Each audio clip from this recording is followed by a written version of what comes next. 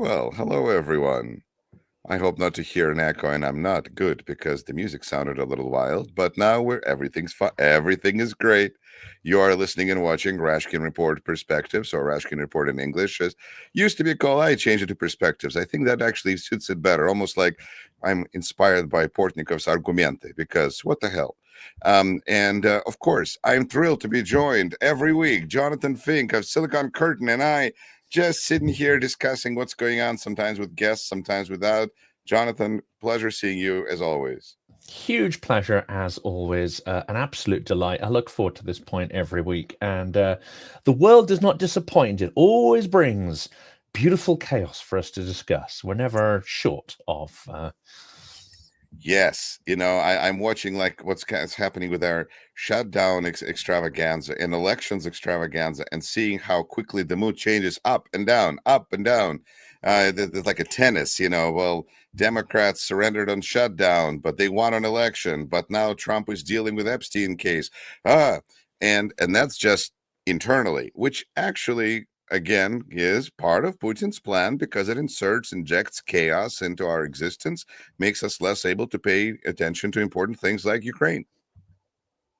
And this is it. And this is part of the game. I mean, we'd against this as well, because there's clearly a concerted attempt to own and control messaging and to, deflect. Whether you have to create events or deflect people with things that are kind of happening anyway, or this constant fire hose of nonsense, there's a deeper process going on here, which I think is the a coup basically against our informational architecture, and the tax on the BBC exemplify that. So people could be like, what are you defending the BBC for? Well, I think there's a difference between defending an institution and defending checks and balances and defending an ecosystem of information. You don't have to necessarily defend individual reports or the quality of reporting. But there's a lot of stuff going on here, and I like these conversations because we dig a little bit below the surface of the froth as well. Well, Jonathan, then tell me a little bit about BBC, because I am very curious, and I was just asked about it this morning, well, a little while ago, because it's morning in the U.S., by a Ukrainian journalist about the fact that Donald Trump is suing BBC. So even in Ukraine, they care about it. And what do I know? I know that our president sues media resources, gets a little money, and moves on. Is this what's happening with BBC? Only he wants like more money, or is It's this a big... a billion is the standard amount now, and it's the default. His lawyer's got all the stationery printed up with $1 billion on it. Just fill in the blank of the media organization of your choice. We're going to sue you for $1 billion. I mean, the only person who has resisted this, as far as I can tell, is Michael Wolff, who is also being sued for, guess what, $1 billion. And it's the drip feed of Epstein emails that are coming out. I believe Michael Wolff has mentioned many of them, and I'm not sure if he's the source of where these are coming from, but he has threatened to release. He says he has a sizable chunk of the Epstein information in his own personal cache. It's a wonder how he's still walking around with a big smile on his face. I mean, I'd be rather nervous if I was in his shoes. Be hiding in the Ecuadorian embassy by now. Yeah, exactly. I mean, he's probably got good security. Who knows? But it's a standard approach. Behind the scenes, though, I think there's an interesting longer-term thing going on here, and that is that the BBC has long been a target of accusations of extreme bias. But the thing is, people on the far left accuse it of right-wing bias, and people on the right have for decades accused it of left-wing bias. And it certainly has its own institutional, dare I say it, smugness. I mean, that's something they kind of need to work on. It has its own incredible sense of empire and exceptionalism, which can be very irritating. Well, they just want to be above it all. They want to be above it all. They want to pretend they're entirely neutral, but of course they're not. I mean, no news organization is. But I think it's important in our informational environment that actually there is still a concept of state, a state broadcaster. Finland has it as a key part of its total societal resilience. I think it's important that you have the concept of a broadcasting structure that is not beholden to oligarchs, not beholden to owners, not beholden to ideological or editorial bias that will naturally push it one way. If you look at the main publications, the main individuals that are really piling in on the BBC, it'll be, say, the Telegraph, it'll be especially something called GB News.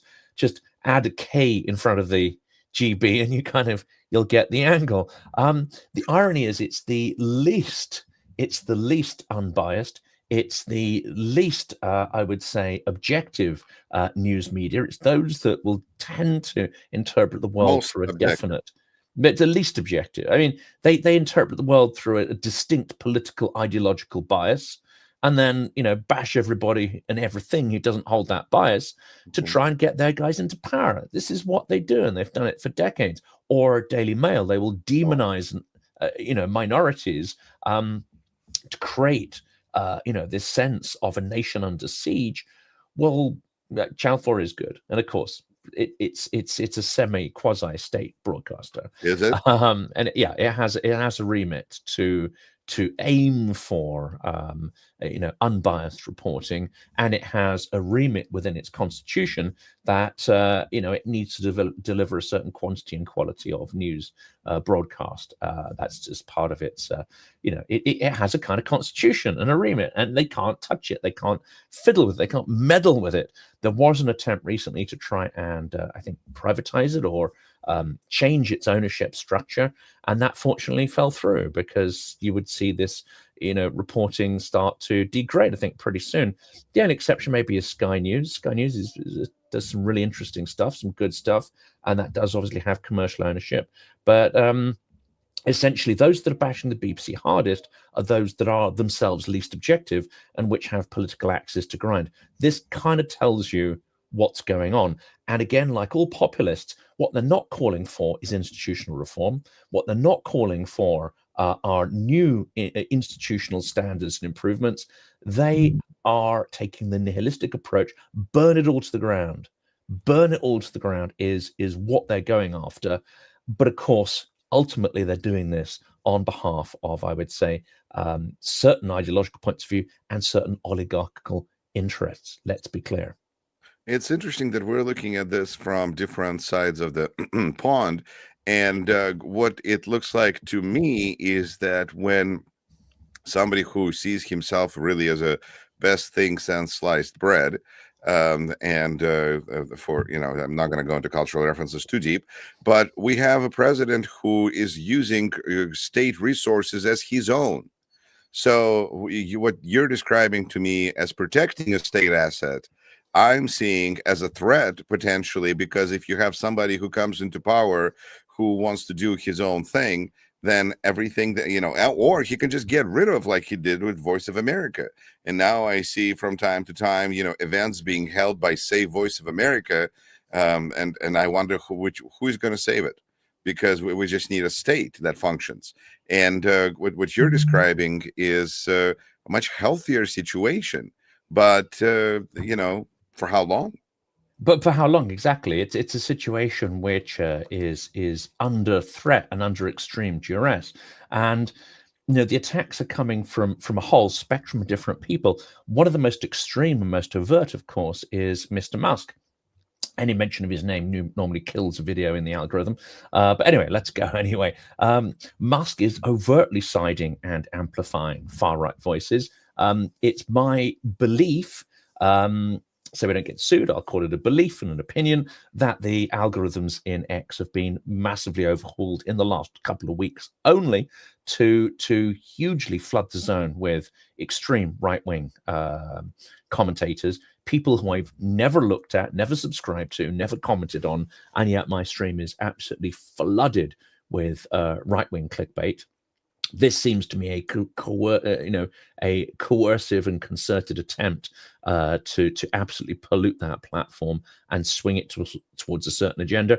And it's from Musk that you see one attack of the BBC on one hand, but also endorsement of AfD and Farage to an extent, and extremism of every type, including Tommy Robinson, Andrew Tate, and some extremely unsavory characters. So it seems to me that there's a pattern of behavior here, and that is to degrade and destroy trust in institutions.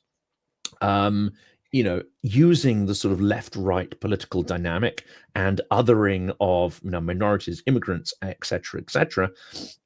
But there's an ultimate purpose in this, is because once the institutions are either eroded and gone, or trust is reduced in them, or you've undermined their business models so they no longer sort of can function at the same level, it means that your informational media can fill that void, can fill that vacuum, and politically you do not have checks and balances that are there. There aren't these guardrails and limitations on your power. So I see the approach here as a fundamental attack on the checks and balances of the democratic system. It's no more, no less than that. But it will be disguised up as all sorts of other stuff. And I've railed against the BBC and the poor quality coverage during Ukraine. I've railed against the BBC and the huge bias that they've shown in overexposing Nigel Farage. There's many people. He himself, he comes on the BBC and goes like, "No one. Oh, I'm cancelled. No one can see what I have to say." Whereas you look at his actual appearances compared to the amount of representation in Parliament he has, compared to the Liberal Democrats, which have 10 times more MPs, he's had something like 5-10 times more coverage and exposure on the BBC than other much larger, much higher representative parties. And they will cite polls and say, yes, but he's polling. Well, those polls haven't translated into political power at the moment because we haven't had the election. So what you're doing by overexposing certain candidates is you're actually leaning in. You're working to build that power based on polls that are speculative. So the BBC's done an atrocious job, but we need to work on our institutions, we need to fix our institutions. These people are coming with a tin of kerosene and just smothering everything that looks like a check or a balance. I've talked so much. Are you saying I'm ranting here, Yuri? Right? Are you saying that BBC deserves to exist? Yeah, absolutely. I'm saying the institution is weak and it has huge problems, but abolishing an institution, torching an institution is not the way forward. Revolution is never a good idea, especially if the revolutionaries are more of the character of arsonists and nihilists and are not coming with solutions to replace the thing they've destroyed, which they're not. They're not bringing solutions. They're bringing bias and sectional and commercial interests, and they just want anyone who opposes their voices out of the way. So free, and they use the idea of free speech to do it, whereas what they represent is paid speech and owned speech, and they want to shut down free speech. Is what I'm getting from all of this. Right. And that's what I'm trying to understand, I guess, to summarize this too, because what you're describing is more of a big picture strategic vision, which I don't think Trump has. Other than, I want to be in charge, I want to be rich, and I want to be recognized, and I want vengeance. But what is he trying to accomplish? So this is more of a not just, but it comes down to like chilling effect, because people are going to be afraid to say things about Trump because he might sue you, and of course, I think it's a certain different kind of brutality to post unedited Trump, but maybe that's what has to be done. He'll have a spectrum of outcomes. His maximalist outcome will absolutely be, I want $1 billion from the BBC. But it's a state managed broadcaster, which the UK population, everyone who has a TV contributes to it. He's basically suing the British people.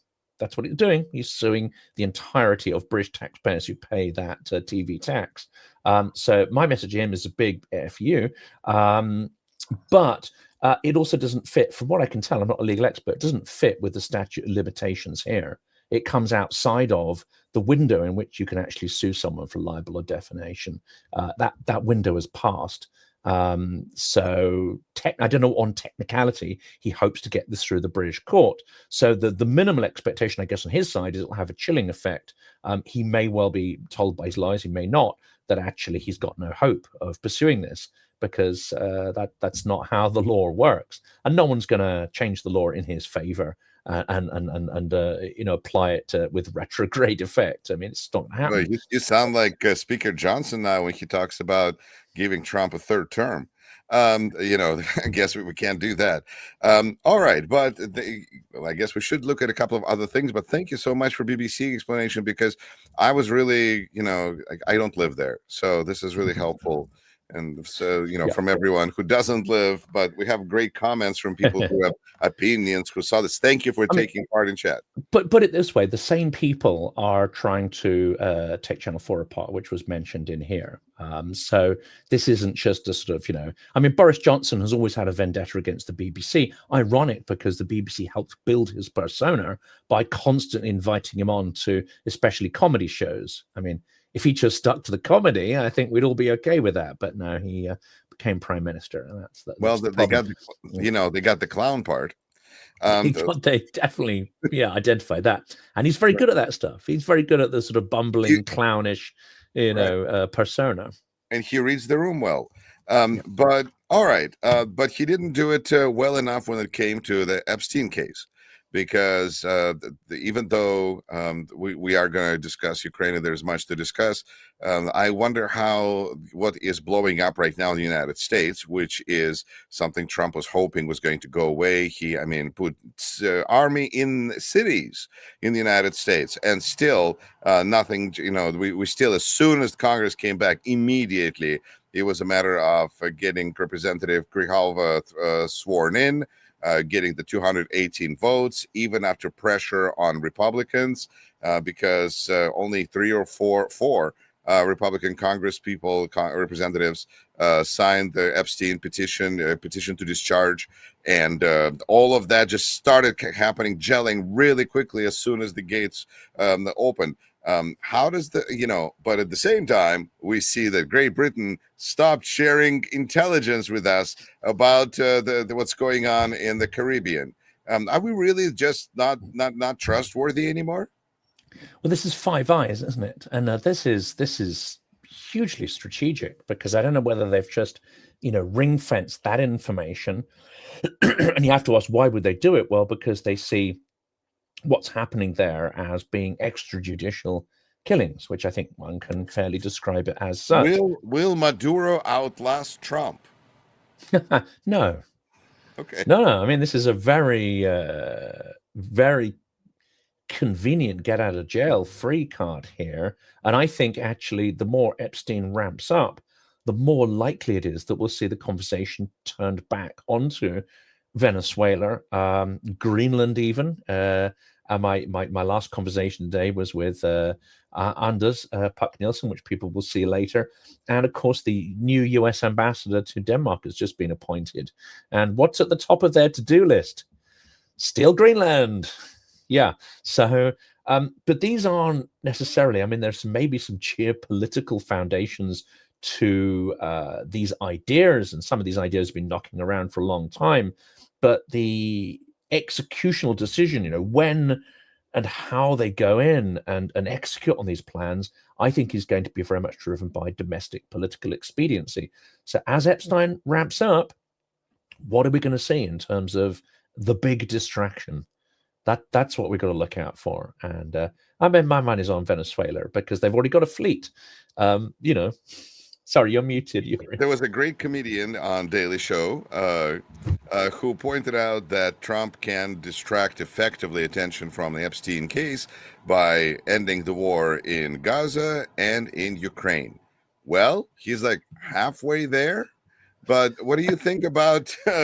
I mean, that's being generous to Gaza problem. I don't see Gaza being solved. And now, Tony Blair, who is, compounding, let's say, the sort of the shame of some of his previous political decisions, is compounding that with his collaboration with Trump on rebuilding Gaza at gunpoint. I mean, this is an absurd piece of imperial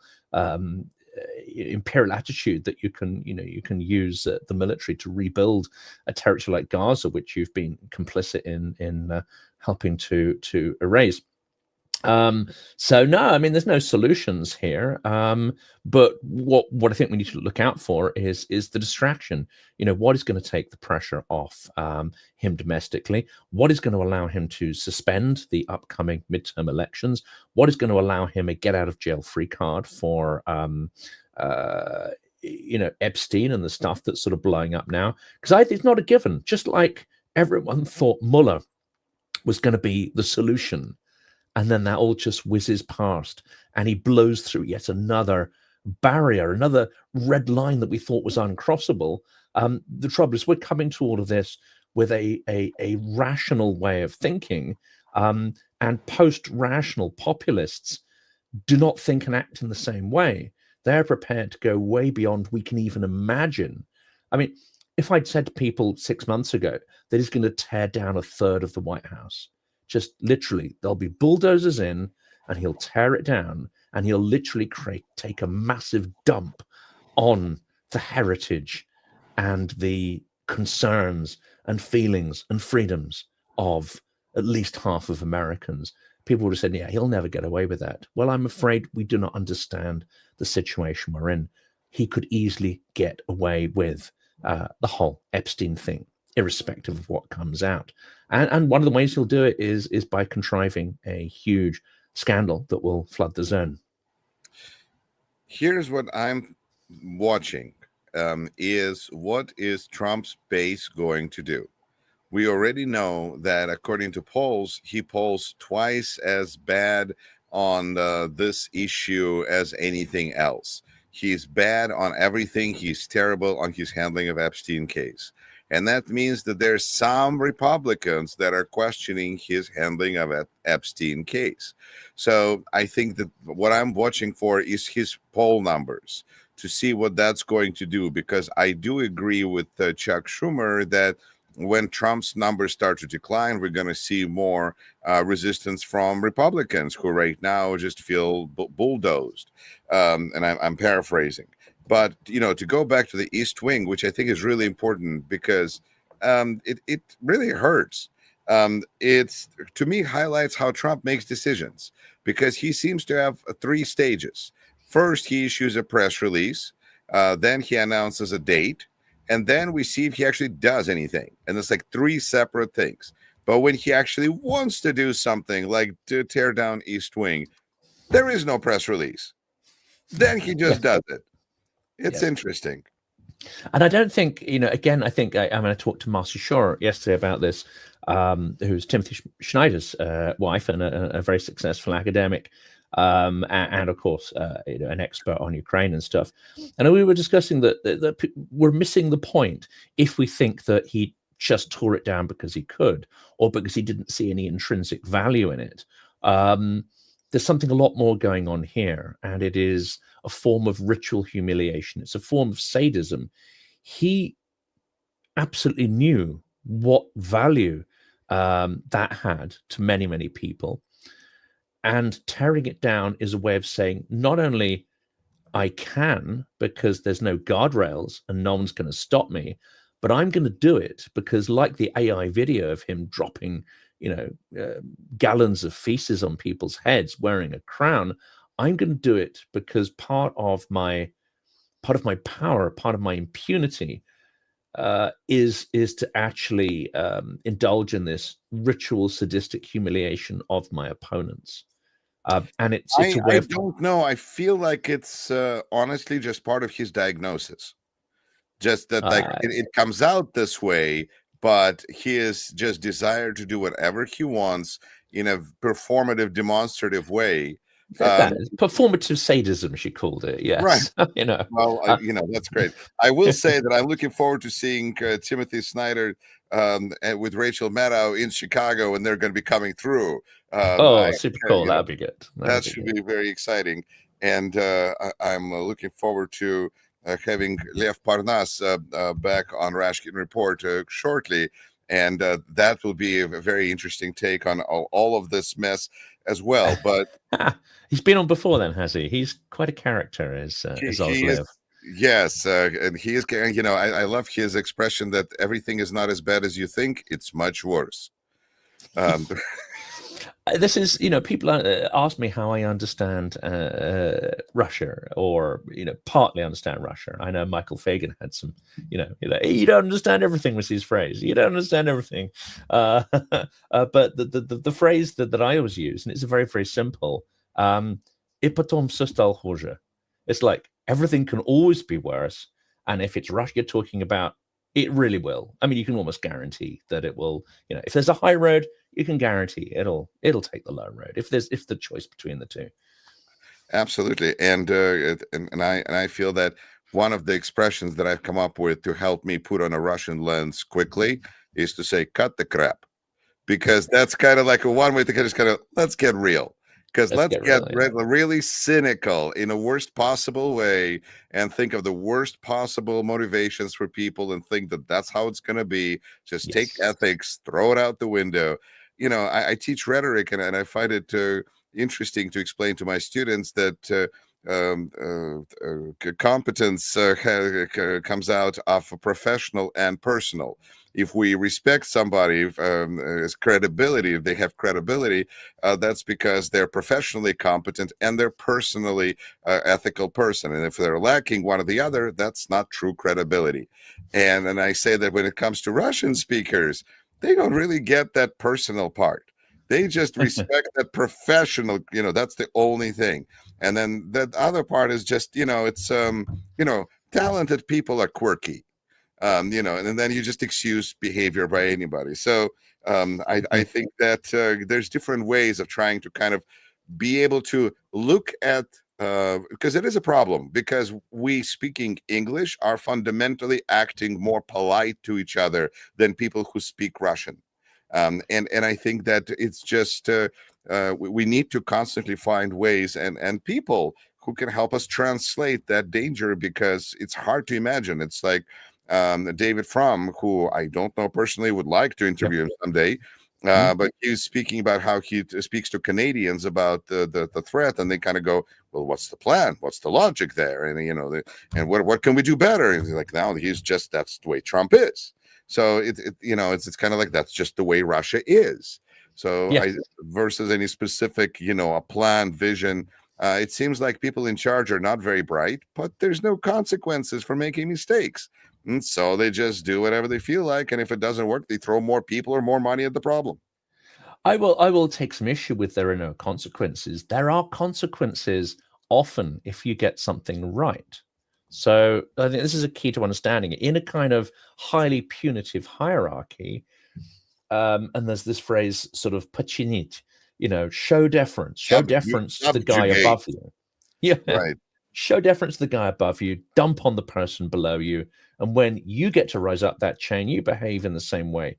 If you're in that chain and you question authority, even if you're right, you are likely to be punished far more harshly if you go outside of that chain of command, show that you're innovative, show that you have leadership and actually implement on something.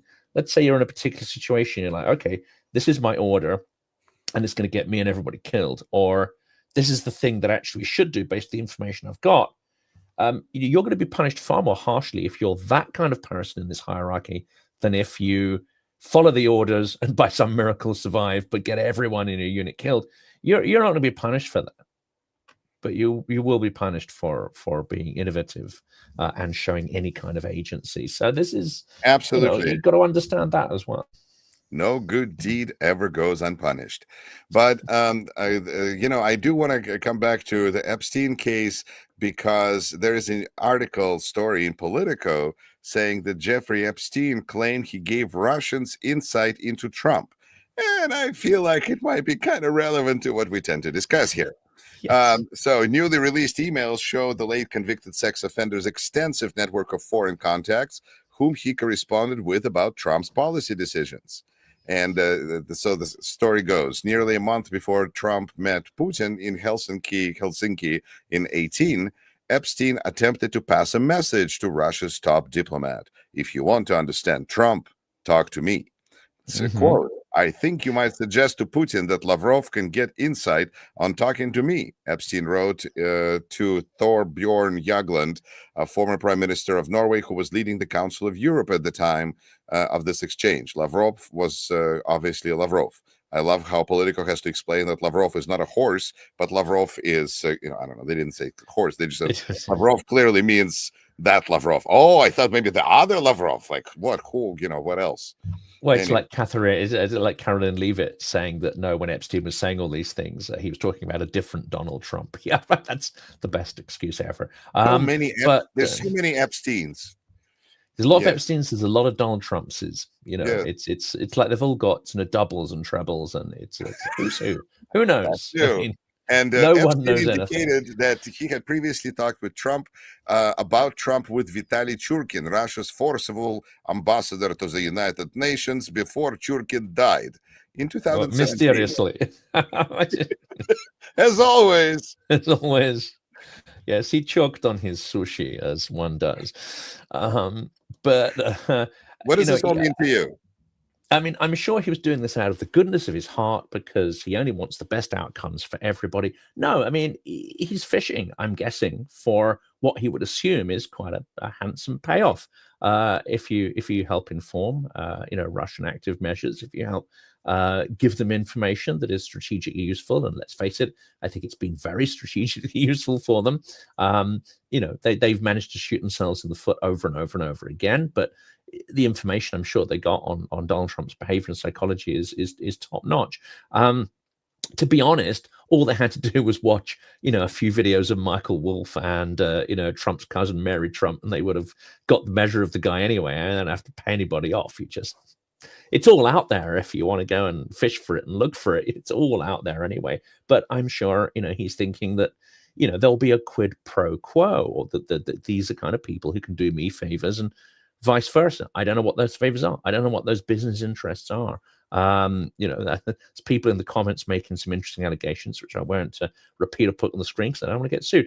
But there would have been quite a substantial quid pro quo, and I think that's the deal with all of these people. They're not going to do any of this out of self-interest or belief in any kind of values whatsoever. It's interesting reading about Epstein talking about Trump and his lack of any morality. I mean, when a sex trafficker / pedophile, whatever, starts talking about the morality of others, then that's got to be a bad dude, right? Yeah, I'm at the same time not trying to pay too much attention to it, but still trying to understand the players involved. It seems that Epstein was almost more calculating, and Trump is just Trump. But there was a lot of crossover in what they were doing. Do you think that this means that connections between Trump, Putin are any closer? Or does it mean that Putin might have some information in his dossier on Trump now that we have, is this verification that Putin has the goods? I'm not so sure that it comes down to kompromat, which because people who latch on to kompromat suggest that Trump is only acting because there's kompromat, and I absolutely don't think that's true. It also assumes that somehow if that kompromat came to life, this could be a magic bullet. This is Trump's kryptonite, and suddenly the world will return to normal. Well, I'm afraid from the point of Mueller failing to deliver anything, despite uncovering a lot of stuff which in normal times would be enough to. Most traditional politicians would have resigned from just a fraction of what Mueller came up with, but of course nothing came of that. So I think this is a bit of a rabbit hole, which is, maybe there is kompromat, maybe it will come out, but it's certainly not a guarantee in any sense that actually this is what motivates him, or that this is what's going to take him down. So I think we have to move beyond that and look to it more as, a tussle between mafiosi, people who share the same conception of the world, and they may admire the technique of the other. Well, I don't think Putin admires Trump, but Trump certainly admires Putin and what he can, the coercive control he exercises over his people. It's the same with Xi. It's the same with the North Korean dude. He admires the level of control coercive control he has over those populations. He admires the military parades and the trappings and all this kind of stuff. But also, I think Trump perceives himself to be in that hierarchy. He's one of them. One of them, like in the Blade Runner. Everybody else are little people, and they're right at the top of the pyramid. The trouble here is that Putin isn't showing him the due deference or demonstrating that he's actually interested in the same things, because I don't think they are interested in the same things. And that's what I don't think Trump understands. So if he ever does align with Ukraine, and actually he has given the go-ahead for intelligence information to be given, so that various targets, internal and possibly external to Russia, can be targeted. Certain interests of Putin, let's say in sub-Saharan Africa and other places, Nigeria, they start talking about. I think Trump is just like, for him, these are all tools to get Putin's attention and to try and align Putin with his interests. Say, look, come on, you need to understand what I want, and we can work towards those same goals. And I think he's frustrated that hasn't happened. All the rest, he will never have or see Ukraine in terms of any value system, or we have to do this because democracy, because human rights, because it's the right thing. He'll never do anything because it's the right thing to do. But he might try to do things to align Putin more with his objectives, to try and get what he wants. So I think it's more useful to try and understand, what does Trump actually want? Follow the money, I think, is you boil it down into a single phrase. Right. It seems like there's three things that he is looking for, and that is revenge, second is money, and three is recognition. And somewhere between those three things is where you can find him on any time of day. But my quick take on the situation with the Epstein case and Epstein's desire to reach out to Lavrov, I agree. I think that Epstein was looking for a payday, and he was looking for, this is what he did. He blackmailed people. That seems to have been part of his trade, besides hiding money for people who were going through like divorces. So I think that this was probably very, a normal behavior for him. And if you're going to go look for mafia, or, then, that there it is. But I don't to me, this is just another egg in the basket of a strong Trump-Putin connection. And how much reason we have to suspect that Putin has a lot of goods on Trump. Now, I agree that the Trump might not look and think about kompromat, only in a sense that I feel that people adjust their psychology. They don't think about the terrible things that can happen to them, but maybe they think about the beautiful things that will happen to them if everything goes well. And so it's not so much a kompromat as it is the promise of business projects, which can be the same damn thing if you look at it, just two different sides of the coin. Either we bust you butt, or you have a payoff. You figure it out. And carrot and stick, classic kind of carrot and stick there. But right. So I think that it just kind of adds, another brick in the wall, to quote, some of the greatest poets. I also want to say, Jonathan, you have the best audience, because when I see a comment about Epstein, and it says he's really has Russian background, I think that's so great, because I'm so much more used to seeing, oh, Epstein, I mean, he's a Jew, come on, so, but instead your audience is like, he is Russian. I was like, I like these people. This is yeah. Same there with Sergei Gore, or our new whatever his name was. Yeah. Yes, that's right. Wow. Yeah. But more has come to light on him, including his actual name and the fact, I think it was Uzbekistan he was brought up in. But again, I don't think he's got a Jewish thing. That's a little easier to point the finger there. But no, I mean, people on the channel know that it's not going to fly. This is a zero anti-Semitic zone here. We're not going to put up with any of that nonsense. So I think that, well, and thank you, first of all. But second, when I was thinking about what we should discuss today, I think about Ukraine. And thinking about what's going on there, I feel like the situation is very difficult, very challenging right now on several levels. because winter is setting in, and there's just problems connected with that because Putin is trying to destroy infrastructure to allow people to just plain stay warm. And at the same time, there are problems connected with Pokrovsk. And at the same time, there's a corruption scandal that is breaking out. And to me, corruption is something that occurs anywhere, dare I say, even in the United States. The question is, the hell do we do about it? Because if Zelensky's first decision when he decided to take the corruption agency under his control, blah blah, and people came out with signs and it failed, that was not a good way. But now that there's an investigation, there's a process, and to me that actually shows Ukraine really in a good light. Maybe I'm just optimist because there shouldn't have been a scandal to begin with, because I mean the country's on the line. But the fact that they're dealing with it in a transparent way, instead of saying, oh, we can't talk about this until war is over because this is military time now, war is now. I mean, that's a plus, although I guess maybe I'm just seeing a kind of a positive side here. Again, if we take the the glass half full analogy, I explained it to somebody. I mean, the normal is glass half full, glass empty. The Russian version of that is, well, the glass is completely empty. It's cracked. Someone's pissed in it, and they're trying to glass you in the face with it. So things could always be worse. And I don't think many people are focusing on this. In an authoritarian regime, these anti-corruption bodies would already not exist. And indeed, the people who ran them would already be in a penal colony, which indeed in Russia they are, or they'd have to flee the country.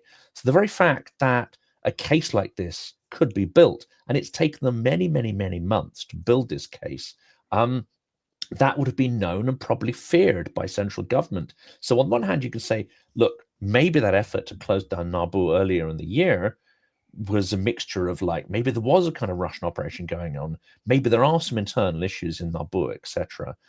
But in an authoritarian state, which Ukraine is not, you wouldn't even get to this juncture.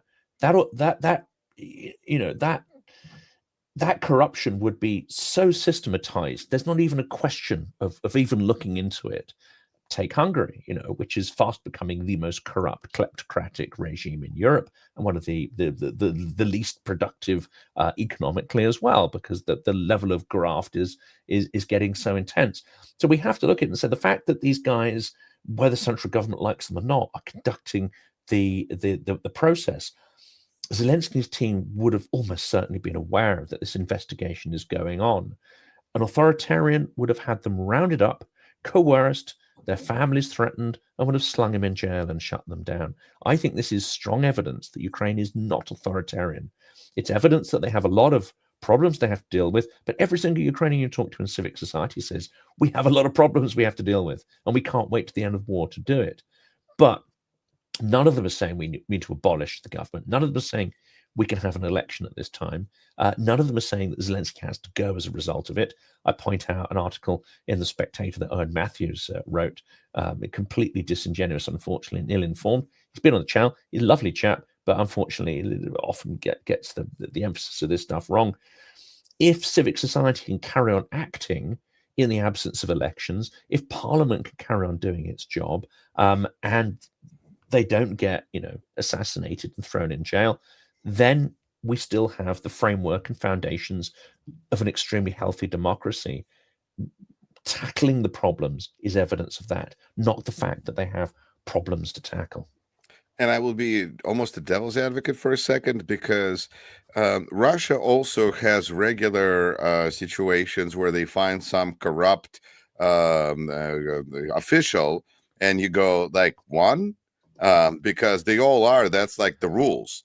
But it's one of the ways that the shrinking pie that is Russian economy is being redivided, is that somebody is named to be a loser, corrupted official, and it just solves one problem through this kind of a democratic means. It's almost like faking that you have a president when you really have like an emperor wannabe.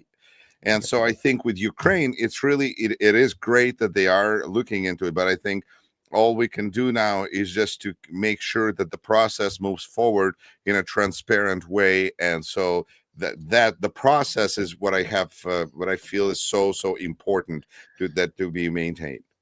This is it. I think it comes back to a fundamental misunderstanding of corruption. Corruption isn't corruption in Russia. It is part of the system. It's in the software space, they say it's not a bug, it's a feature. So when I meet certain people and they say, but Ukraine, it's more corrupt than Russia. I say, no, there's a fundamental difference. Both have corruption. Historically, in the 90s, Ukrainian corruption was possibly, if it's possible, worse than Russian corruption. And that's not being particularly contentious. The difference here is that corruption is not now systemic. It is something which is, even if it's not the exception, it's something that is seen as an aberration and something that needs to be dealt with, and cannot be part of the core way of working and living moving forward. That concept doesn't even exist there in Russia because it's a kleptocratic hierarchy. It's designed so that people grift and graft and steal at every single level. That's not a crime. It's not criminal. It's only criminal if you take more than you're allotted, more than the power structure says you can farm. What did I call it? Tenured thievery is my phrase for it. It's literally where thievery is the way the system works, and you have to play the game to get onto that hierarchy. You're muted. Yes. Part of the problem is that it is so ingrained that when I was in Ukraine, the expression that I heard is, there are no unsolvable problems. And I went, that sounds like corruption to me.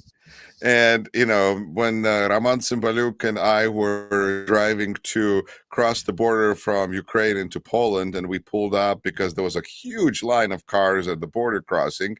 And these two boys are like, we can sell you a parking spot for down the line. And we're like, I didn't even think about it, but Roma was like, we're not going to support this. Probably he is a visitor, tourist. I don't know. He's a great guy. But we decided not to pay these children to move up in line because he didn't want to support corruption. I mean, in some way, it really does start at that level because it's a way that people get compensated in the system. This is it. So how do you tackle that? Where do you even start tackling? Well, Georgia, that's a problem. Georgia is the example there. Saakashvili is a shining beacon example in that department. So I do feel at least that conversation does not need to be hopeless. There is a little bit of in that cup because especially with small territories, it seems like it is possible to battle corruption rather quickly. But I don't know how you do that in the middle of a war. That's the key. And it is still going on in a war. I mean, people you speak to in Ukraine will complain about this and they'll be outraged by it. But they'll also say that the problem is not so much corruption now. It's not that you have to pay something to get things done in your everyday life, which is in the 90s, it was very different. To get anything done, you'd have to grease the palms. It was the same in Russia. I was there. I saw it. Every day you would have examples of it, from the what do you call it, the security guard guarding the bank, who would say, yeah, don't go and change your money in there. I can do you a much better rate. You'd come across it every single day. And if you wanted to get anything done involving administration, you would have to navigate this sort of complex, tricky territory of what do you pay, who do you pay to, how do you pay? That is no longer the standard feature of Ukraine. You don't have to do all these little bits of petty graft to make things happen. And the digitalization of a lot of government services have helped, because it helps enforce process and transparency and take it out of the hands of petty officials. So there's been huge leaps and bounds. Some might say, yeah, it's easier in small territories, but it's also easier if you start the wholesale digitization and sign up to the idea of transparency in procurement, transparency in government operations, transparency in all sorts of other stuff. That same transparency is sort of partially there, I think, in the military-industrial procurement process. But again, they're making successes there. But a lot of people will say, well, there are still issues. There's still issues of a sort of Soviet mentality. There are still issues of people not taking risks because they don't want to lose their place in the hierarchy. And, risk taking is punished if it doesn't succeed. Whereas you could argue that, someone might fail a few times and then score an extraordinary success. That's the difference I saw in culture in Silicon Valley, where these VCs would be like, okay, how many startups you've been involved in? Well, I've been in 3, and they're all catastrophic failures. But I learned so much. I'm like, great, cool. Let's fund your 4th. Maybe you'll go big with the 4th. And actually, the dynamic is that often that would happen. So Ukraine has a lot of people who understand that, and in the tech field are navigating that. But it hasn't broken out into every aspect of life. And I think that we have those similar problems, I'd say, in Britain and other places too. But it's not that sort of, you're not absolutely bound up in red tape and graft with everything you do. I kind of suspect, I haven't been there for a long time, but I kind of suspect there's a lot more of that everyday corruption in Russia. I think that war is going to just exacerbate those issues, and we will discuss it on our next episode of Rashkin and Fink, the Russian threat. Ladies and gentlemen, thank you for watching. Jonathan, thank you to you. I see that unlike our dog here in the United States that hasn't barked, yours has. The neighbor's dog, I have to point out there, which is a persistent irritant. The bane of podcasters' existence, the neighbor's dog. Take care. At least it's not their loud music or parties. That's a dog. At least we can, that's not. Dog we can handle. Yeah.